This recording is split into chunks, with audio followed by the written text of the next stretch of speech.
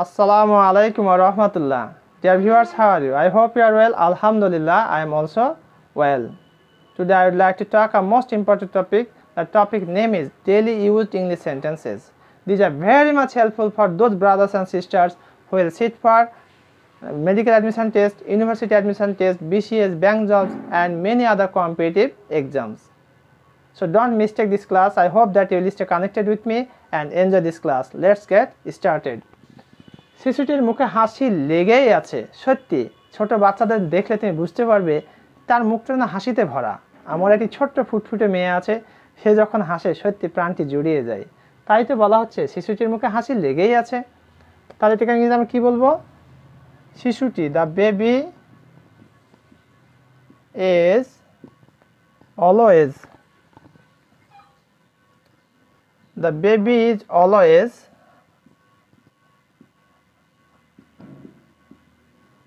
full of smiling. The baby is always full of smiling. শিশুটির মুখে হাসি লেগেই আছে। এখন যদি বলি মেয়েটির মুখে হাসি লেগেই আছে, তখন the baby, the girl is always full of smiling. যদি বলি বালকটির মুখে সর্বদা হাসি লেগেই আছে, the boy is always full of smiling.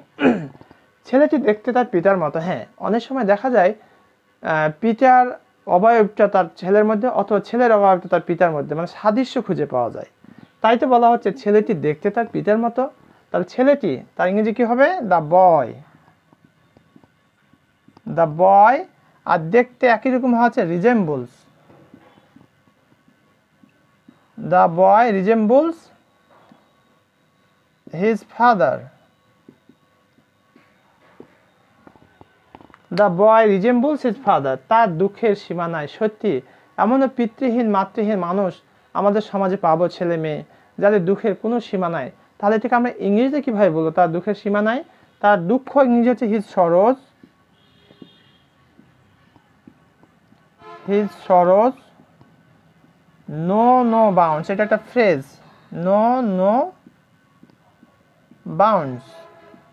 এখানে একটু খেয়াল করি, নো নো বাউন্ডস মানে সীমা না থাকা, আর হিজ সরস তার দুঃখ, এটা প্লুরাল যার কারণে এখানে নো হয়েছে। আর এই নো মানে জানা, আর এ নো মানে না, আর এটা বাউন্ড সীমা যেটা আর কি। হিজ সরস নো নো বাউন্ডস, তার দুঃখের সীমা নাই। রহিমের দুঃখের সীমা নাই। রহিম সরস নো নো বাউন্ডস। ওকে, আমি যদি তার মতো হতে পারতাম, আমি যদি তার মতো হতে পারতাম, অনেক আকাঙ্ক্ষা প্রকাশ করা হয় না? তাহলে এটাকে আমরা ইংরেজিতে কীভাবে বলবো? I wish I were he. I wish I were he. আমি যদি তার মতো হতে পারতাম, আমি যদি রাজা হতে পারতাম, I wish I were a king. আমি যদি প্রেসিডেন্ট হতে পারতাম, I wish I were a president. ওকে, এবার আমরা পরবর্তী যে বাক্যগুলি আছে সেটা একটু দেখে আসি। এবার আমরা 5 নম্বর মজার একটি বাক্য দেখব। সত্যি মজা, দেখো কি এমন মজা। দুজনের একজন যেতে পারো। প্রিন্সিপালের কাছে আমরা 2 জন ছুটি চেয়েছি, তোমরা যাই শোনো আমি 2 জনকে ছুটি দিতে পারবো না, দুজনের একজন যেতে পারো। তাহলে আমরা কীভাবে বলবো এটাকে? দুজনের একজন যেতে পারো। Either of the two, either of the two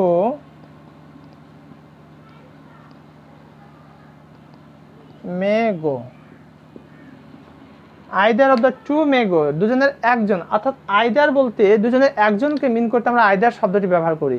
তাই আইদার অফ দ্য টু, দুজনের একজন, মে গো যেতে পারো। গাছটিতে ফুল ধরেছে, অর্থাৎ গাছটিতে ফুল আছে আর কি। তাহলে দ্য ট্রি, গাছটি, is in flower. The tree is in flower. তোমার বাড়ি কোথায় অথবা তোমার দেশ কোথায়, মানে তুমি কোথা থেকে এসেছো এটা কি মিন করা হয়েছে? তাহলে where do you come from. Where do you come from, তুমি কোথা থেকে আসো, অর্থাৎ তোমার বাড়ি কোথায়, তোমার দেশ কোথায়। তুমি তখন উত্তরে বলছো আমার বাড়ি পাবনা, আমার বাড়ি যশোর, আমার বাড়ি চাঁপাইনবাবগঞ্জ। তাহলে তার বাড়ি পাবনা। তাহলে হি comes from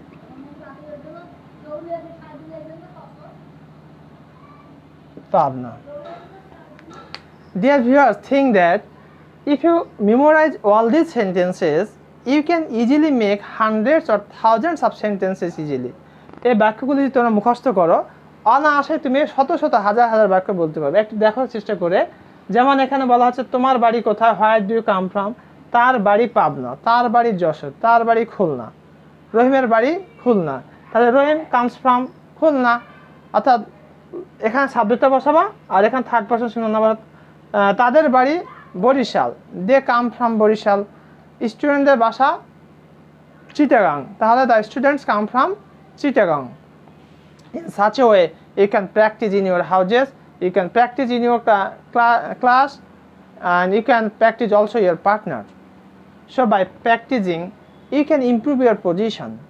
So my humble and polite request, all of my viewers, please practice every day in your houses, and through your practice, you can improve your position as well as you can do better in your competitive exams, where these are very much necessary and few marks you can capture from your competitive exams. Thank you very much for watching this class. Assalamu alaikum wa rahmatullah.